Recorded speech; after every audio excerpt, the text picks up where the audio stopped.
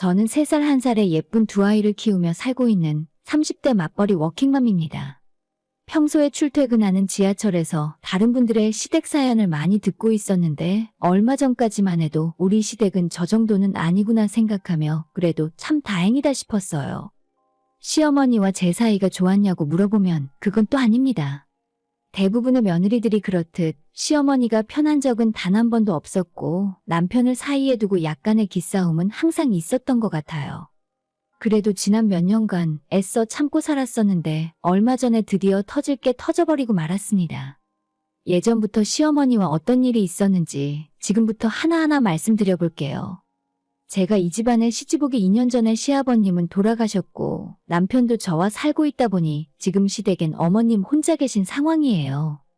저희 시모는 옛날 드라마에서나 나오던 시어머니들처럼 힘든 일을 시켜서 괴롭힌다거나 때리고 욕하고 무식하게 하는 일은 없었습니다. 대신 저희 어머님은 말로 사람진을 다 빼놓는 스타일이에요. 어머님에게 지금까지 입으로 당한 정신적 스트레스 때문에 한때는 노이로제가 걸리다시피 해서 병원에서 약도 처방받아 먹을 정도였습니다. 저는 다행히도 하늘의 축복인지 조상님의 덕을 본 건지 결혼하자마자 몇 달 만에 바로 첫째 아이를 가질 수 있었고 첫째 낳고 출산휴가 도중에 바로 둘째까지 임신하게 되어 둘째까지 낳고 육아휴직 계속 연장해가며 집에서 아이 보며 살고 있어요. 제가 공무원으로 주민센터에서 일을 하고 있기 때문에 다른 건 몰라도 육아휴직 하나만큼은 철저하게 보장받을 수 있습니다. 친정부모님은 자영업을 하시기 때문에 평소에 너무 바쁘시고 아이 키우는 데 있어서도 시어머니 도움을 받고 싶지는 않았어요. 차라리 제가 육아휴직을 풀로 다 쓰면서 혼자 힘으로 아이 키워야겠다 마음을 먹고 집에서 두 아이를 키우면서 살고 있는데 우리 시어머니가 정말 이런저런 말이 많으십니다. 잔소리를 넘어 듣다가 귀에 피가 날 정도고 맨날 똑같은 레파토리의 이야기를 똑같이 하시니 미치고 팔짝 뛸 것 같았어요. 아기 젖병은 꼭 물에 삶아서 소독해야 한다. 너가 덤벙거리는 성격이잖니? 그런 성격은 사돈댁을 닮았나? 너희 애들은 안 그래야 하는데. 할 말 못할 말 구별을 못하고 입에서 나오는 대로 아무 말이나 하는 것이 가장 큰 문제예요. 제가 들을 때 상처가 되고 가슴에 한으로 남을 만한 소리를 본인은 아무렇지 않게 해버리시고는 나중에 제가 서운했다고 어머님께 이야기하면 정작 자기는 그 말을 했던 기억조차 하지 못합니다. 제 두 아이 모두 딸이었는데 남편과 다른 식구들은 다들 기뻐했지만 오직 단 한 사람, 시어머니 혼자 정말 많이 실망하셨어요. 우리 남편이 집안에서 둘째 아들이고 저희보다 먼저 장가를 갔던 아주버님이 있는데 형님도 딸을 낳았기 때문에 어머니께서 이번엔 반드시 아들을 원하고 계셨나 봐요. 제가 임신 소식을 어머님께 알려드렸을 때부터 자기는 이번에 예감이 너무 좋다면서 무조건 아들이라며 동네방네 설레발치고 호언장담을 하셨어요. 정작 남편이나 저는 아들이건 딸이건 아무 상관이 없었는데 집안에서 어머님 혼자 난리법석이었죠. 심지어 아주버님네가 다 모인 자리에서도 형님이 뻔히 듣는 앞에서 이번에는 아들인 것 같다. 드디어 손자 보는구나. 니들이 아들 못 낳아서 집안 대가 끊기는 줄 알았는데 다행이지 뭐냐.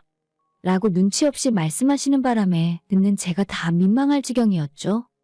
요즘에 병원에서 성별 알려주는 것이 불법이긴 해도 의사 선생님들이 대충 알아들을 수 있게 힌트 정도는 주시잖아요. 그래서 저랑 남편은 출산하기 몇 달 전에 미리 딸이라는 걸 알고 있었지만 어머님께는 절대 말씀드리지 않았어요.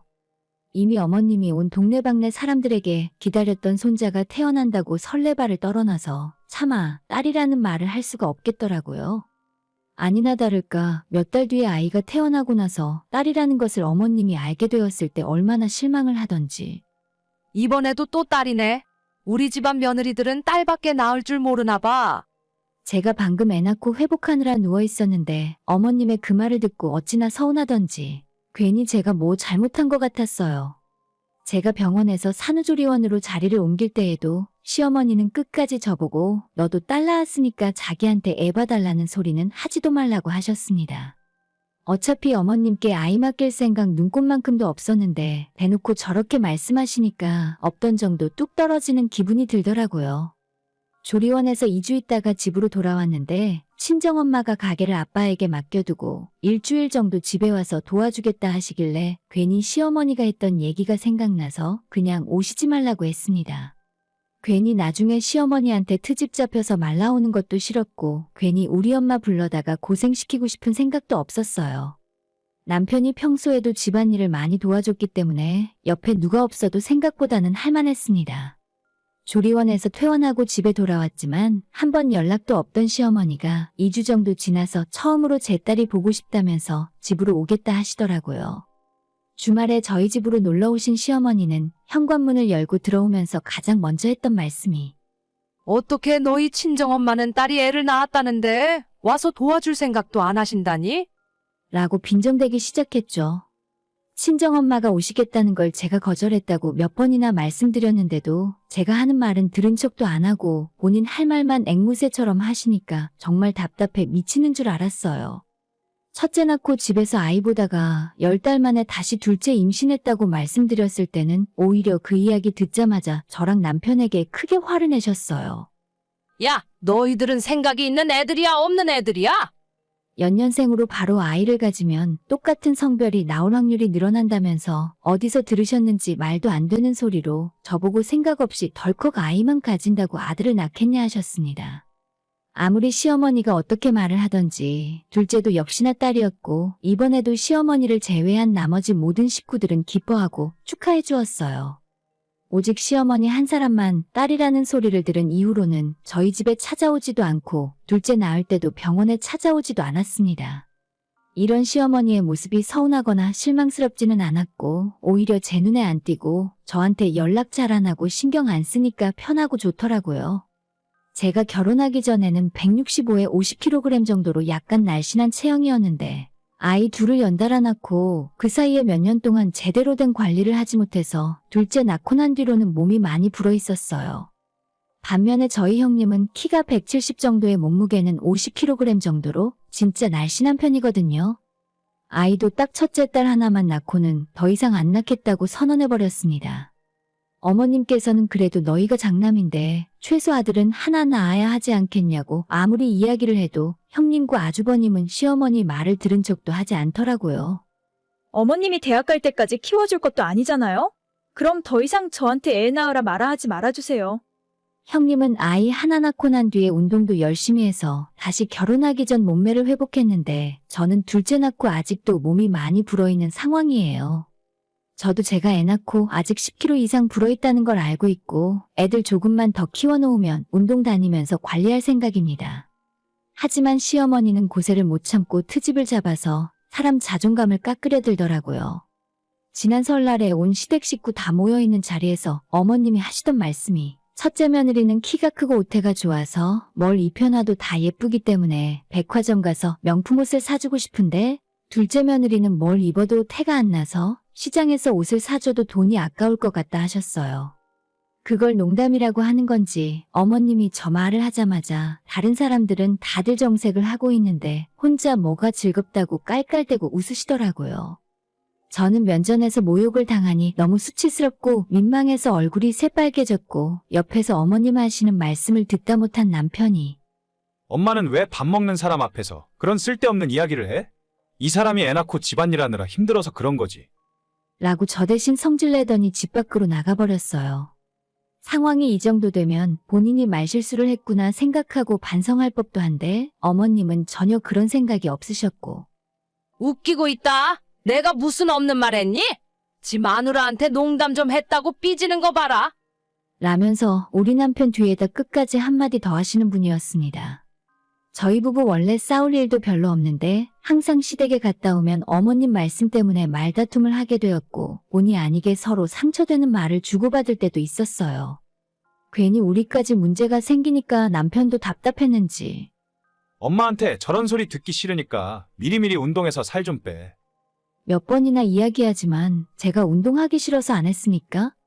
자기 엄마랑 똑같은 소리 하는 남편 때문에 속이 터져서 눈물이 나왔고 제가 우는 모습을 처음 본 남편이 깜짝 놀라 바로 제게 사과하고 싹싹 빌어서 다행히 남편과는 감정적으로 쌓인 건 없이 그날 다 풀었어요.